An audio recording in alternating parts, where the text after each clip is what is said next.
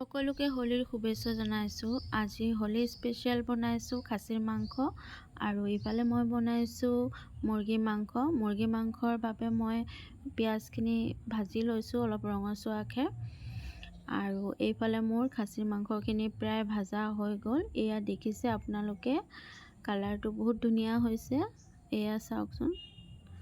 এইফালে মোৰ পিঁয়াজখিনি ৰঙচুৱা হৈ গ'ল, তাতে মই আদা নহৰু পেষ্ট কৰি ৰাখিছিলোঁ, সেইখিনি দি দিম। সেইখিনি দি আকৌ ধুনীয়াকৈ মই এবাৰ ভাজি ল'ম। প্ৰায় 5 মিনিট সময় মই ভাজি ল'ম। ভাজাৰ পাছত মই জিৰা পাউডাৰ, হালধি পাউডাৰ আৰু জলকীয়া পাউডাৰ পৰিমাণ অনুযায়ী নিমখ দি সকলোখিনি ভাজি ল'লোঁ। আজি এইফালে মোৰ খাচী মাংসখিনি হৈ গ'ল। এতিয়া মই ইয়াত 1 গিলাচ পানী দি সকলোখিনি ধুনীয়াকৈ মিক্স কৰি ল'ম। মই এটা উতল আহিব দিম। উতল আহিলে মই প্ৰায় 2 মিনিটৰ বাবে ঢাকনি দি দিম। ঢাকনি দিয়াৰ পাছত মোৰ খাচী মাংস ৰেডি হৈ গ'ল। ৰেচিপিটো কেনেকুৱা লাগিলে, লগতে খাচী মাংস কোনে কোনে ভাল পায় কমেণ্টত জনাব।